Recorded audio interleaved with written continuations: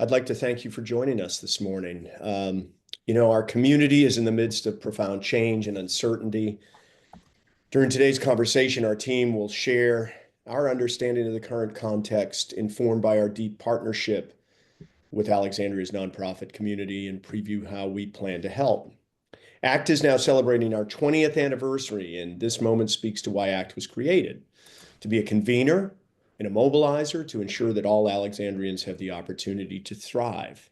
Over the past 20 years, there have been numerous instances where ACT partnered with you, and others also to respond to the moment at hand. During the 2008-2009 financial crisis, ACT worked with nonprofits and donors, with businesses in the community and local government to mobilize and support for our residents, to give them the needed assistance that is so important. Those efforts eventually led to the launch of what's now called Spring to Action, which is celebrating its 15th year. We're very excited that's coming up shortly. During 2018 and 19, the federal government shut down.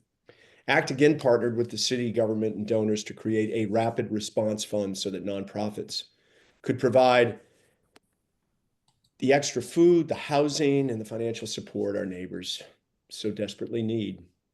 And again, during COVID, we did the same thing on a larger scale, convening partners and raising and distributing nearly $6 million to local organizations on the front lines of addressing the health and economic needs of our community.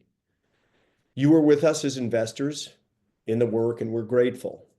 It's been a true testament to the generosity of our community. I'd like to introduce you to, or reintroduce some of you to, ACT's President and CEO, my friend Heather Peeler, who will share more details about what we're hearing on the ground and how ACT will be there to help Alexandria remain strong. Heather? Great. Thank you so much, Peter, for that introduction and for sharing that history of how ACT has been here for the community to help Alexandria weather and navigate any changes or challenges that have come our way as a community. And so this morning, I want to extend my own personal welcome to all of you. I'm glad you're able to be here with us this morning. If you haven't already done so, please go ahead and introduce yourself in the chat. We really do want to make this conversation as interactive as possible. So let me go ahead and start by sharing our slides here. Okay. So it may be a while since some of us have participated in meetings on Zoom. So just a couple of reminders for everybody. As I said, we do want to make this as interactive as possible. And I'm hoping, again, that you'll introduce yourself in the chat. I'm also hoping you'll be very active in the chat, sharing questions, sharing your reactions to any of the information that we share. Or maybe if you have resources or data or other perspectives that you think would add to the conversation, please include that in the chat. We'll have a poll partway through the conversation, so I hope you'll participate in that and let us know some of your thoughts on what we're sharing. And then also just a reminder to keep yourself on mute, just so that everybody we don't have any distractions and everyone's fully able to tune in to the conversation. So we will be having a Q&A period at the end of remarks from both myself and Brandy. But again, please feel free to enter your questions along the way. My colleague, Leanne, is our chat monitor, so you'll see her on the chat actively engaging with you if you need anything. Just a quick overview of our conversation this morning. I'm going to share a few comments about the context that we're in right now. Then I'm going to hand the mic over to Brandy, who is going to talk about what we're hearing from our nonprofit partners. And then we'll talk a little bit about how ACT is mobilizing our response to meet the needs of our community and our partners right now. And then we'll talk a little bit about ways that you can get involved either with ACT or with others and help our community. And then, as I said, we'll be wrapping up with some Q&A, and we'll be doing all of this in an hour. We promise to get you out of here by 10 o'clock. So let's jump in. One of the things I wanted to start with is some level setting about our community and the role of nonprofit organizations. I'm sure many of you have been following the president's executive orders, the budget debate on Capitol Hill, and the work of the Department of Government Efficiency. Today's discussion is not about the merits of any of these specific policies, but rather a discussion about the impacts that these policies have in our community. And as I've been speaking with people about the current context, folks have noted that the implications feel very abstract. So our intent today is to share data that will provide more of a concrete understanding of what our community may be facing in the weeks and the months to come. So one of the first things to understand is that the federal government and the nonprofit sector have a very close, I'd say mutually dependent working relationship. In fact, the federal government funds about 1/3 of all nonprofit operations across the country. So we're talking about hospitals and universities, as well as theaters, your local daycares, job training programs, and so many more. Different types of organizations receive funding from the federal government. In fact, nearly every facet of our society is impacted by this relationship between nonprofits and the federal government. I also want to note, as you can see from this graphic, that there is no way that the private sector could step in to sufficiently make up for large cuts in federal funding. First, unfortunately, philanthropic contributions nationally have been declining over the past few years. And with the uncertainty in the stock market and the growing uneasiness about the economy, a dramatic increase in charitable giving is quite frankly unlikely. And just to give you a sense of scale, all philanthropic giving in 2023 was about $560 billion. So $560 billion from individuals, foundations, and corporations.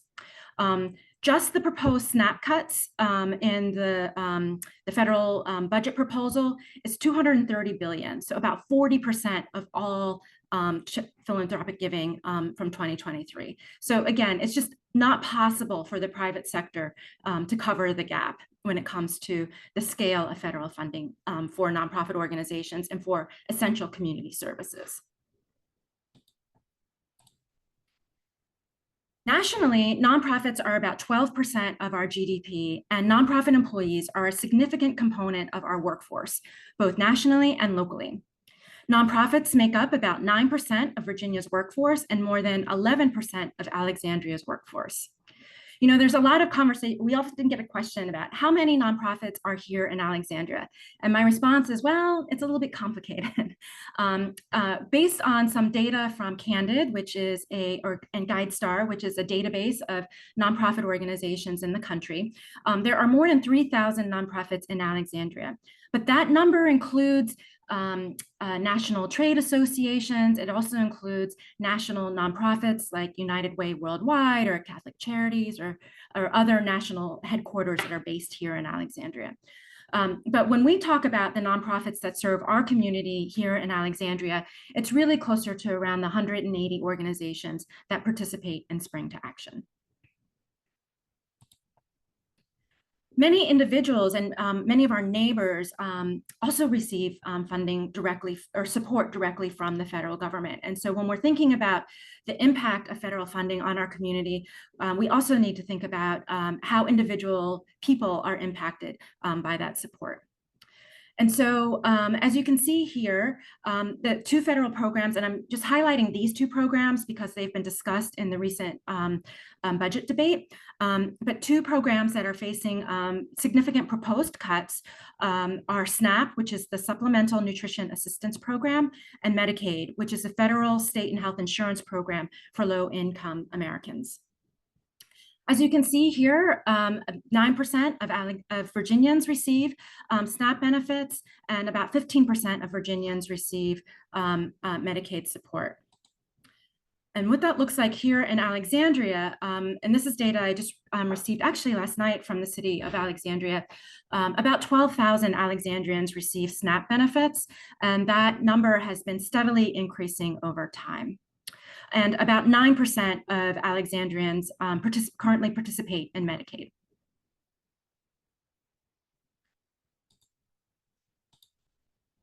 So changes to the federal workforce and the nonprofit workforce will also have a ripple effect in our community.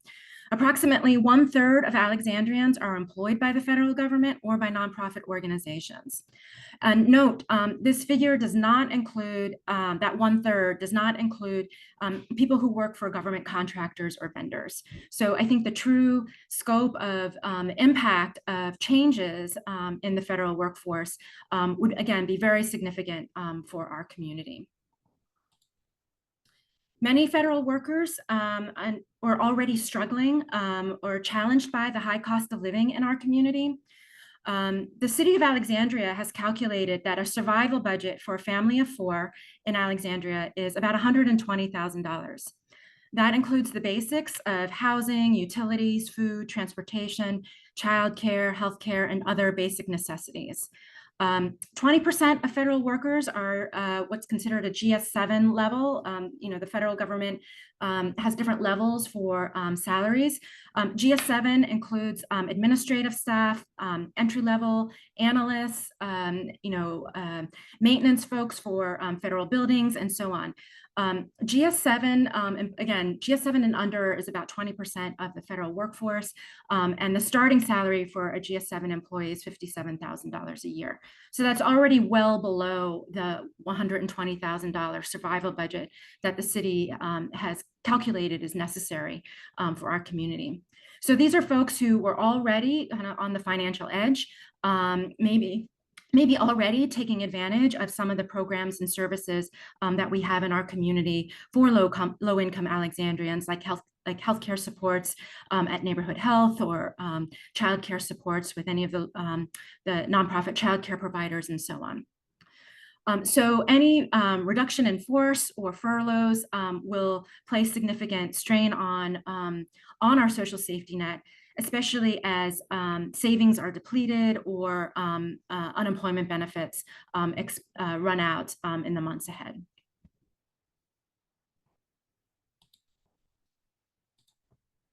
So another segment of our community that also is significantly impacted by changes in federal policy is our immigrant population, our immigrant community. So many of our neighbors come from different countries, speak different languages. And when we talk to folks about what they love about Alexandria, time and time again, people say it's the diversity of our community that makes Alexandria such a special place to live. Shifts in immigration policy will not only, I think, change our identity as a community, but also has, again, direct impact on people's lives. More than half of the children in ACPS schools have a parent that was born outside of the US. 30% of Alexandrians speak a language other than English at home. And this is data from the economic impact is data from a couple of years ago, but immigrants paid about $102 million in state and local taxes, and they represent about 30% of Alexandria's workforce. So again, any significant changes to this segment of our population will certainly have ripple effects on our community in a variety of different ways. So I hope this baseline information gives you a deeper understanding of our community and the scale and breadth of the impacts that would result from different federal policies that are underway or that are being proposed. I'm now going to pass the mic over to Brandy, who is going to share a little more about what our nonprofit partners in the community are hearing and what they're anticipating, and how ACT is mobilizing to support them. And again, I encourage you to ask questions, post reactions or comments in the chat. Brandy? Great. Thank you, Heather. All right. So in our next slide, it's going to be pretty big, a lot of things to see, but just wanted to give you a little bit of background about how we got here and how we ended up hearing all of these things from our nonprofit partners. So in November and December of last year, we started reaching out to nonprofits as we were hearing about concerns around the impact of federal policies on these organizations, as well as the families and children that they serve. So I would say last fall we had about 20 conversations and heard how nonprofits were talking to their board and staff about potential impacts and planning for different scenarios, seeking ways to support their clients, really trying to anticipate what their needs would be around legal assistance, financial aid, healthcare, food support, and more. And then in January, we invited Alexandria nonprofit CEOs and executive directors to an interactive discussion on the changing landscape and path forward for a strategic and meaningful support for our community and the sector as a whole.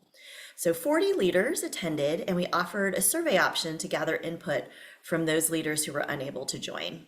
And this slide that you're seeing here shares an overview of the concerns that we heard.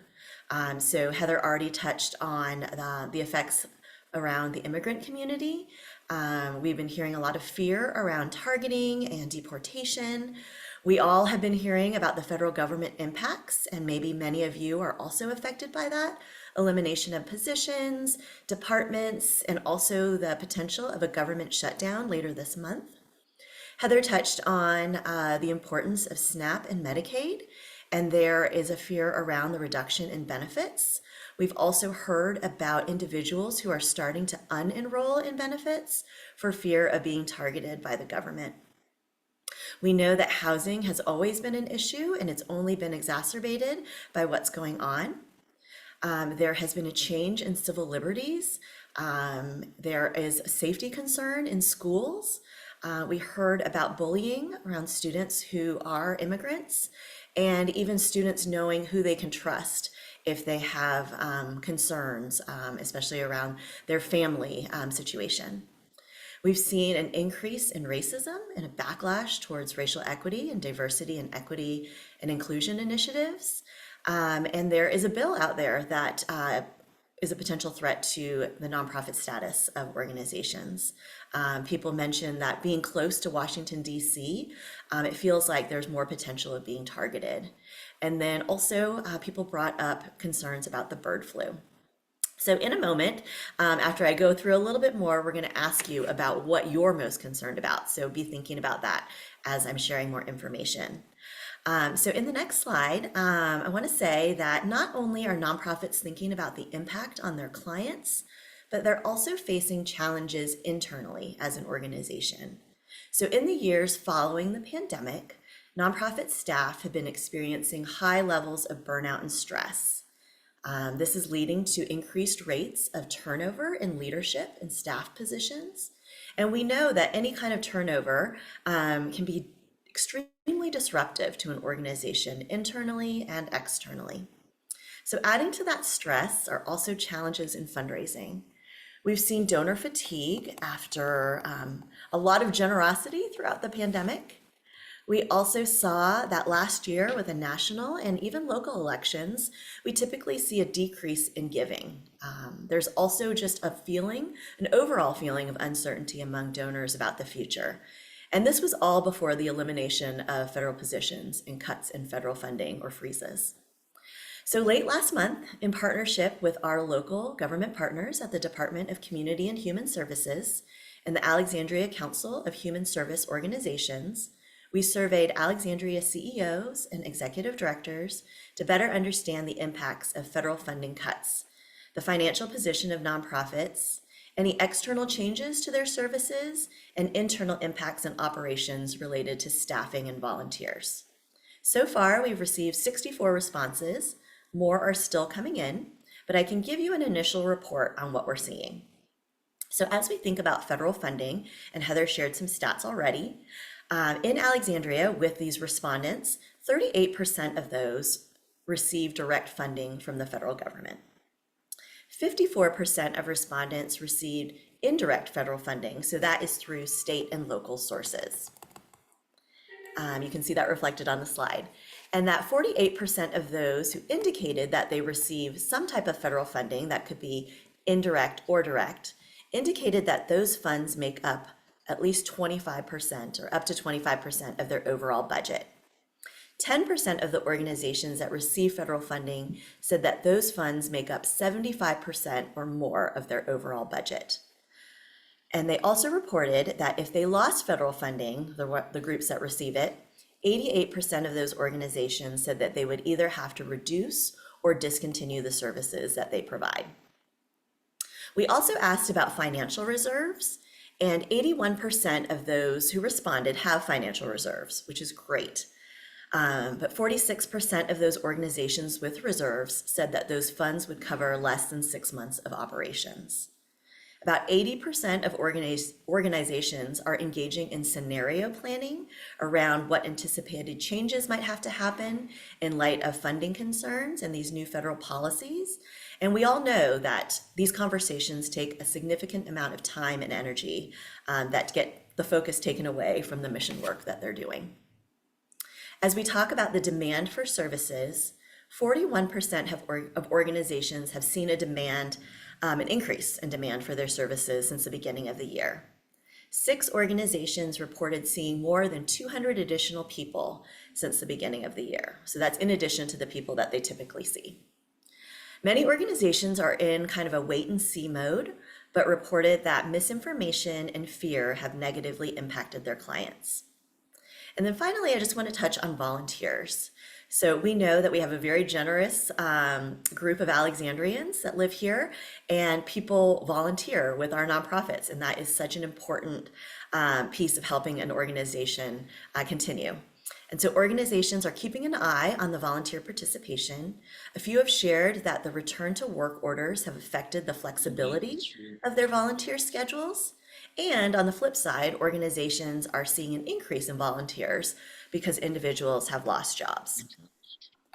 I wanted to share an organization or an example, maybe in the next slide, 2 examples of organizations that are being affected by the federal funding freeze.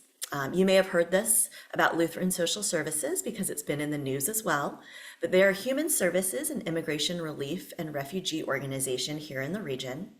With the federal freeze on funding, this nonprofit is waiting on $2 million in federal reimbursements.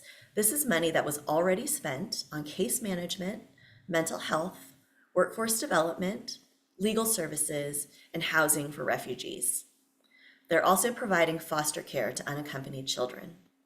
Because of the funding freeze, they've had to lay off 42 people, furlough 29 more, and this is leaving 1,000 of their clients with halted services. You may also know a group, Christ Church Lazarus Ministries, which provides financial counseling and support for people living here in the city of Alexandria facing financial emergencies. They are one of the organizations seeing an increase in the clients seeking services. In the past, they would experience people maybe not showing up for an appointment, but since February, they have not had any no-shows. There is an increasing burden on their organization as the need is exceeding the amount of resources that they have to assist community members with some of their basic needs. This is also something we're hearing from our faith-based partners too. I don't know if you know, but there is a hot breakfast program that happens in Old Town among many different churches. And we're hearing that there is an increase in the number of people who are coming to these programs, and an increase in the number of people seeking financial and food assistance. And so in our survey with the executive directors and CEOs, we asked them what top 3 supports would be helpful to you at this time. We know fundraising is always number 1, so we took the next 3. And those are staff well-being. So many nonprofit staff members reflect the target populations that are experiencing uncertainty right now: immigrants, LGBTQ+, and communities of color.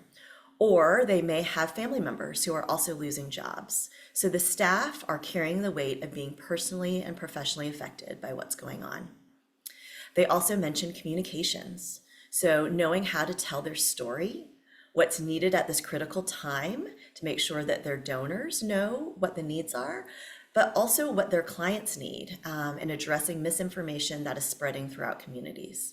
And then we're also hearing about the need for legal support for clients. So we know we have amazing organizations that are providing this legal support, but they are being overwhelmed by the need. And we also have nonprofits who want to refer people to these organizations, but a lot can't take new clients. So all of this may seem really daunting and overwhelming. And in our January conversation with nonprofits, we also asked leaders to share any highlights or bright spots. And people remarked on the power of collective action that our community has, the speed of collaboration, and how working together is different because of the trust that we built over the pandemic. So right now I'm going to take a pause. I know it's a lot of information, but of the issues that I just described, which are the ones that are most concerning to you? We have a poll that Venice is going to launch. So you'll see a list of some of them that I talked about. And you'll also see an option for other. So if you select other, go ahead and put what that response is in the chat. So I'm going to give you a second to go ahead and do that.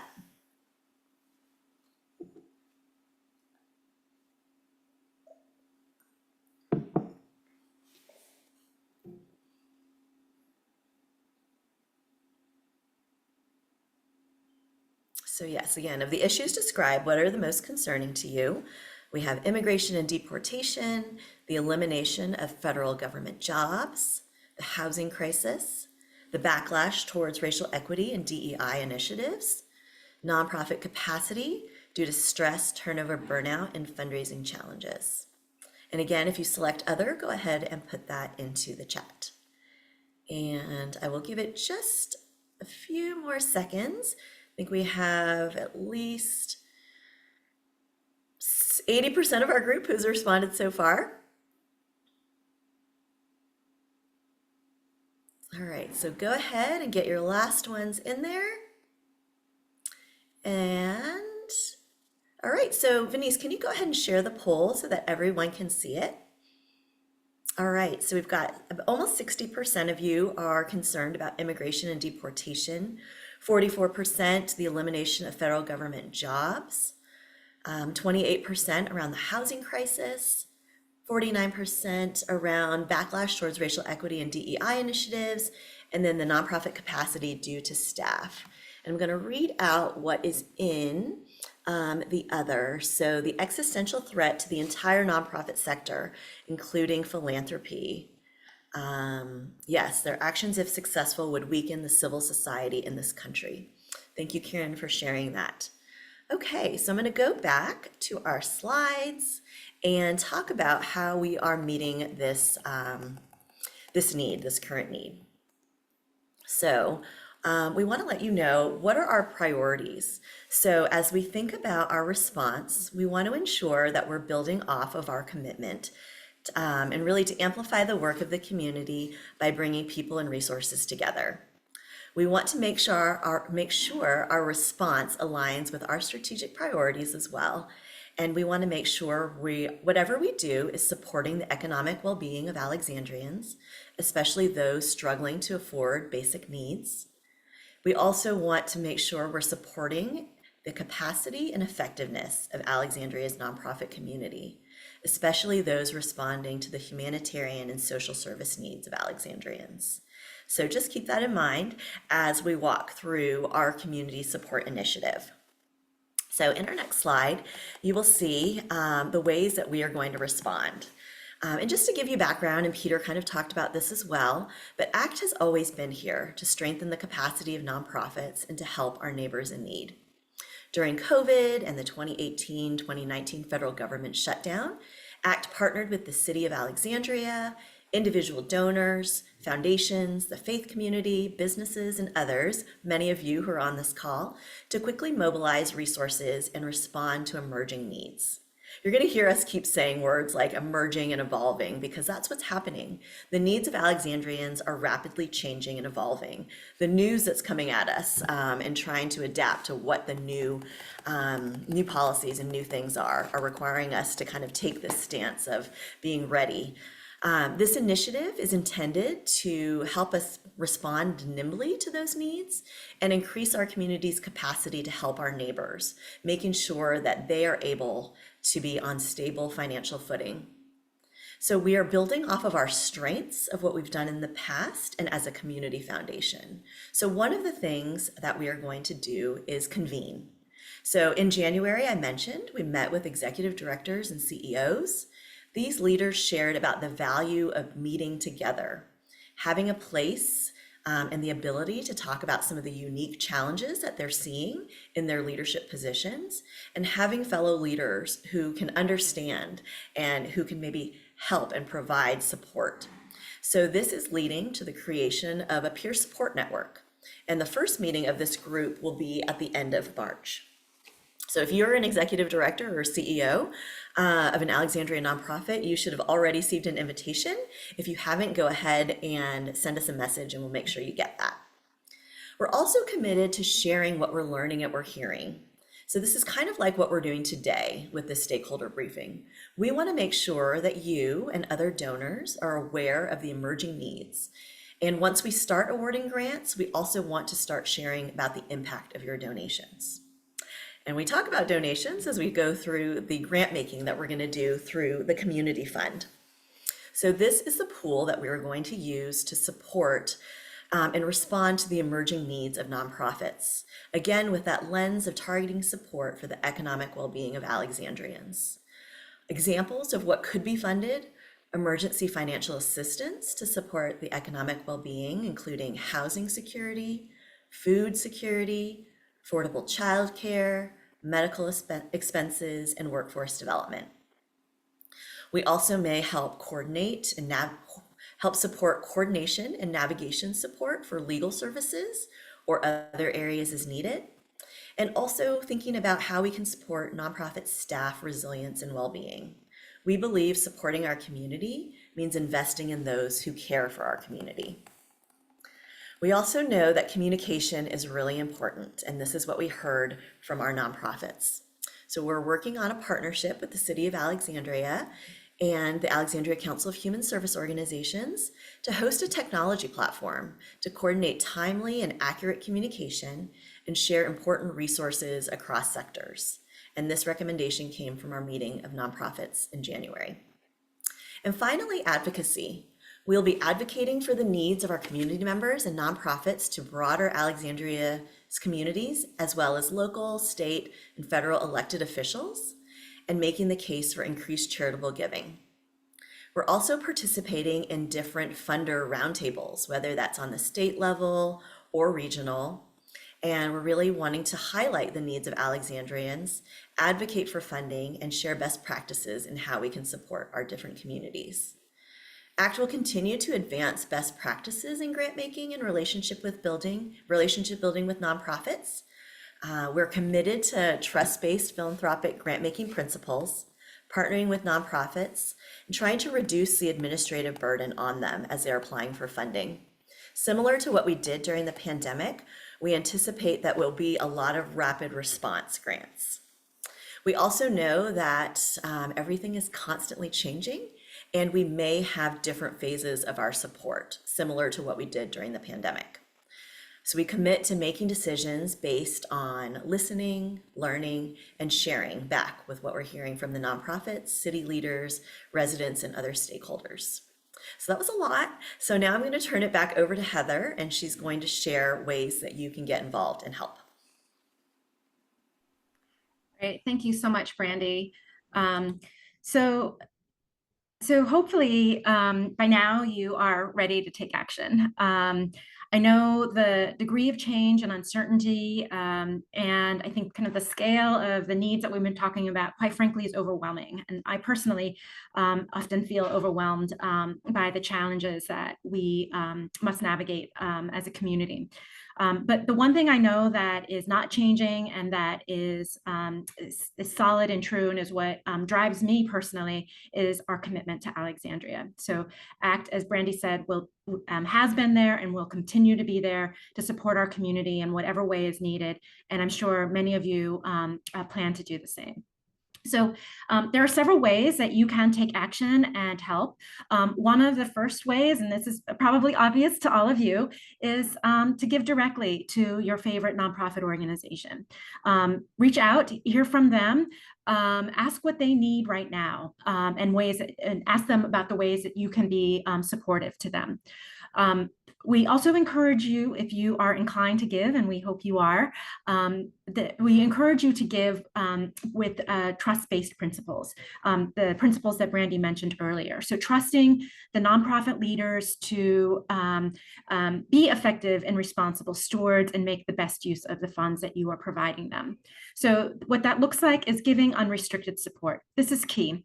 Given the uncertainty at this time, nonprofit leaders need the flexibility to deploy funding and resources where they're needed most. And so unrestricted funds, no strings attached, enable nonprofit organizations to be nimble and to pivot as needed.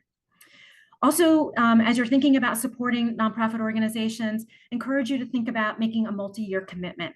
One of the things that we know is really essential is that, Brandy shared data about some of the financial uncertainty that organizations are experiencing. By making a multi-year commitment, a nonprofit leader knows that they can count on you this year and next year. It gives them peace of mind, but it also enables them to plan more effectively. Also, we encourage you, if you do have any reporting requirements or expectations, that you reduce those at this time or eliminate them if possible. This enables the nonprofit leaders to focus more of their time on serving the community and less time on fundraising paperwork. Also, your time is a valuable tool and can be really important to nonprofit organizations. So consider how you can deploy your professional skills as well as your expertise to support the organizations that you care about. Now, if you're a partner with ACT in different ways, so hopefully you already know April 9th is Spring to Action. This is another opportunity for you to make a big difference. And I will say this year is, it feels like we say it every year, but this year it's really true. Spring to Action is more important than ever. So many nonprofits that participate in Spring to Action rely on this as their primary fundraiser. And so you can be a part of Spring to Action, obviously by giving on Spring to Action, making challenge grants or providing matching grants to different nonprofit organizations. Mobilize your friends and neighbors, your book group, your friends at in your faith community, or in parents group or school group or what have you. Please let as many people as you know about the opportunity to support our community through Spring to Action. And also mark April 2nd on your calendar. I hope you'll join us at the happy hour for the Spring to Action kickoff. And I think Leanne's going to put the registration link in the chat so that you can register to join us. You can also help by giving directly to ACT. And I think this is a great way to make a difference if you are looking to impact the entire nonprofit ecosystem. This work in the Community Support Initiative and responding to the needs of our community right now was not on our work plan at the beginning of the year. This is something that we have really quickly mobilized to do because we are listening to our nonprofit partners and we want to be responsive to the needs that they are raising. And so you can support us, the convening that Brandy talked about, providing resources for the Emergency Response Fund. There are lots of ways for you to get involved directly with ACT, and I hope you'll reach out to me or Tricia for more information about how you can do that. If you're inspired now, you can definitely go on to our website, and there's more information about the Community Support Initiative. So I think actually we're going to go to Q&A right now. So I'm going to turn to Leanne, who has been monitoring the chat. Leanne, are there any questions from the group right now?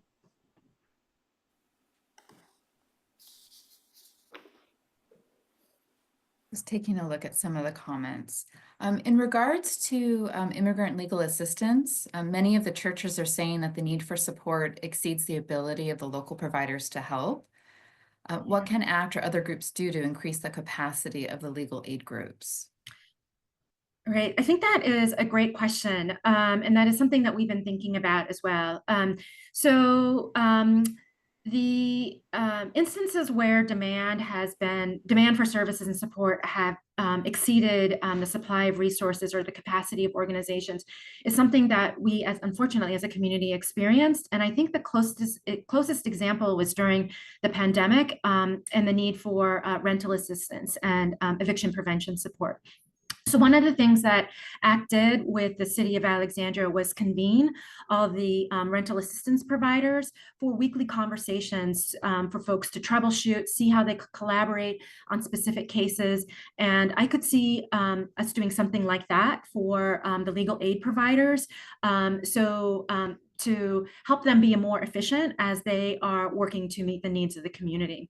I think another opportunity is to partner with the local bar association and others. And I think those kinds of partnerships and collaborations are exactly the nature of the work that, again, that ACT has been doing in different instances over the years, and that we will continue to do. If anyone else has thoughts on how we might increase capacity for legal assistance, certainly would love to brainstorm and chat with you in more detail about that. Great. Any other questions? Yeah, and I think in addition to what you'd mentioned earlier about how we're convening the CEOs and executive directors, just knowing that there are so many nonprofits in the Alexandria community that are serving, how are there other ways that we might be helping them collaborate outside of those kind of focused meetings? Great. Brandy, do you want to take that question? Yeah, sure. So there are biweekly meetings that the city is hosting. So this is the Community Resource and Resilience Group that meets. So there is a lot of collaboration that happens at that meeting. There's also the platform that I talked about where people are posting really important information that they want to make sure gets out to other groups. Yeah, and then the peer support network, like you mentioned, Leanne. I don't know, Heather, are there others that you're seeing too? I mean, I think the opportunities for collaboration are endless.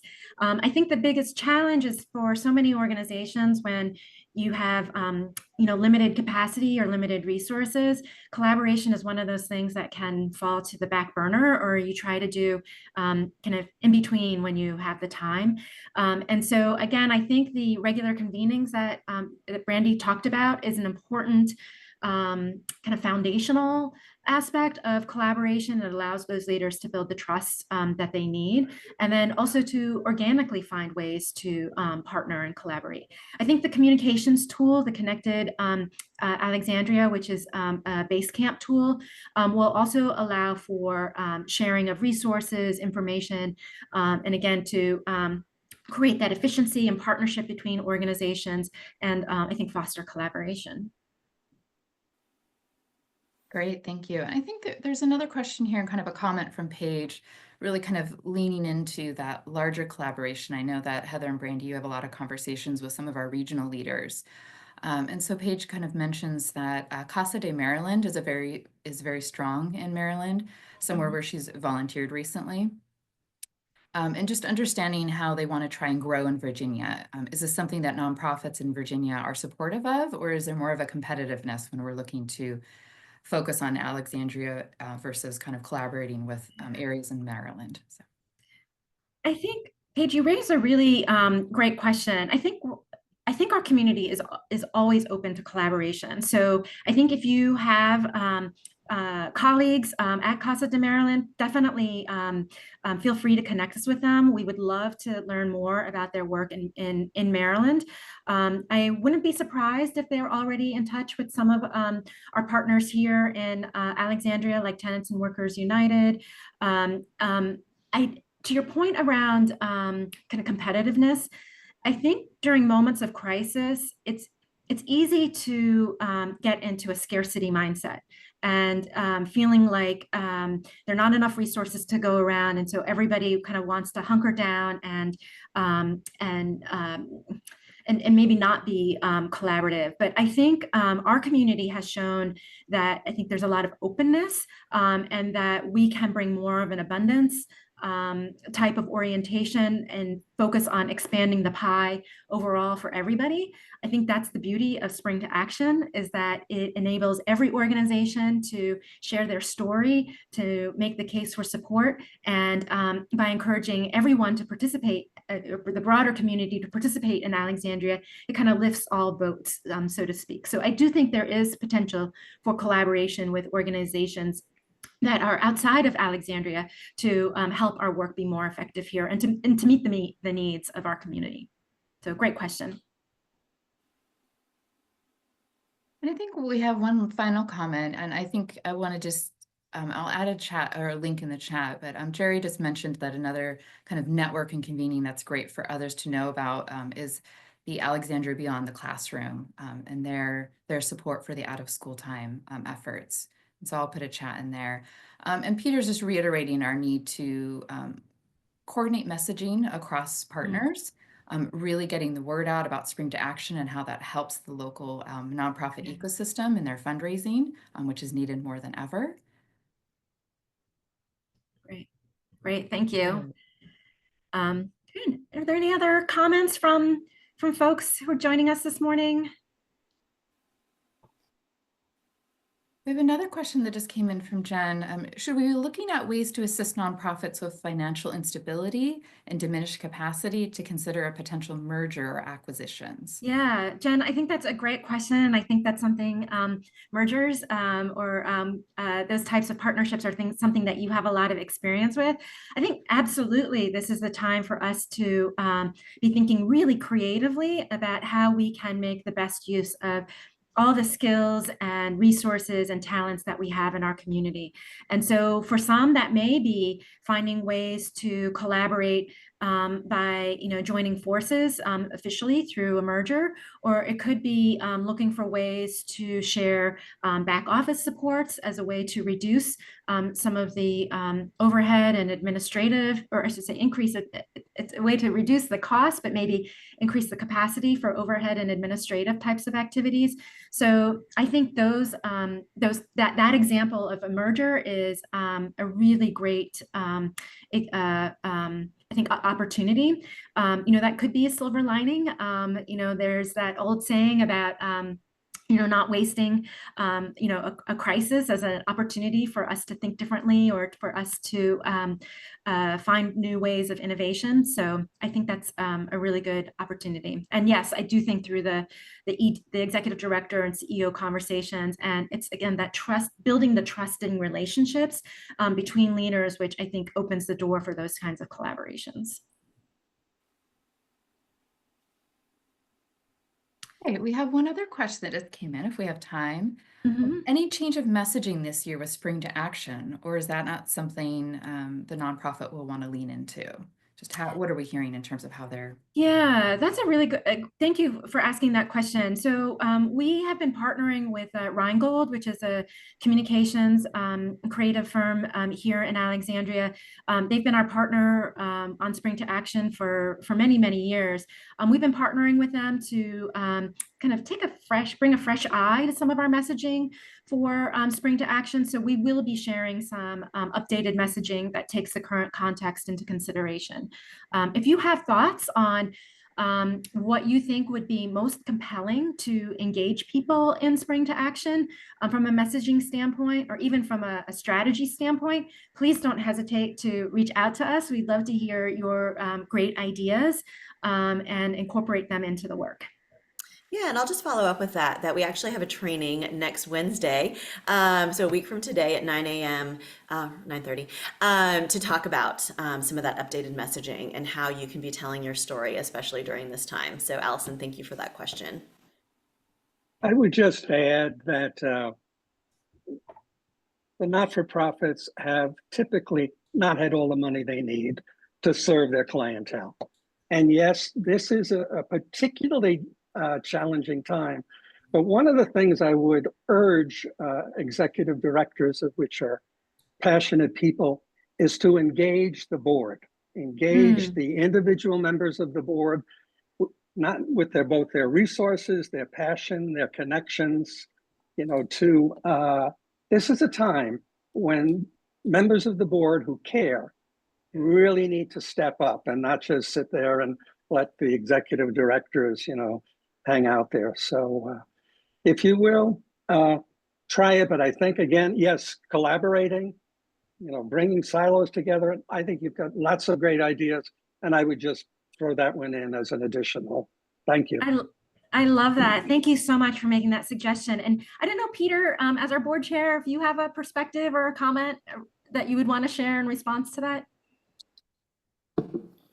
I mean, I don't know the individual that made the comment, but they made the perfect point. I think we do need to do this, but I think more importantly, there is information in the slides that Heather and the team at ACT have provided today that if you get these out to your board members and you ask them to look at them, it's going to compel them to do more than they normally do. There's a misunderstanding right now in the Alexandria community, I think, among people of how much this all affects them or is going to affect them. It's almost as if because of the shock and awe of what's happened. I served in the federal government. I served in the budget office in the White House, and so I a long time ago. But the understanding of how quick this policy is moving and how quickly it's affecting people is not known to the rank and file in this public if they're not either in the government or they're not making $60,000 a year or $100,000 a year. And there's a lot of those folks that will respond to this. But and that's why I said, I'll take one more minute. Why I said what I said in the chat about the coordination of the message is if we all are able to get the same message out, basically, these are the problems that have hit us and why people need to contribute. I think it's going to be met well. I think we're going to have a great spring to action this year. I really do. Great. Thank you. Thank you, Peter. Thank you. So I think we'll, unless there are any other questions or comments, I think we'll wrap things up. We will share the slides with all of you. We've also recorded this conversation, so we'll make that available. And then also the data sources for some of the data that we cited earlier, we will also make available. I just want to encourage you to please reach out to me or Brandy or Trisha if you have any questions or thoughts about how you can get involved or any thoughts about where you think ACT can make the biggest difference in our community right now. So thank you so much for joining us this morning. We are so grateful for all the ways you have supported ACT over the years and have been partners with us and alongside of us on our journey. And we are appreciative and look forward to continuing to be in community with you moving forward.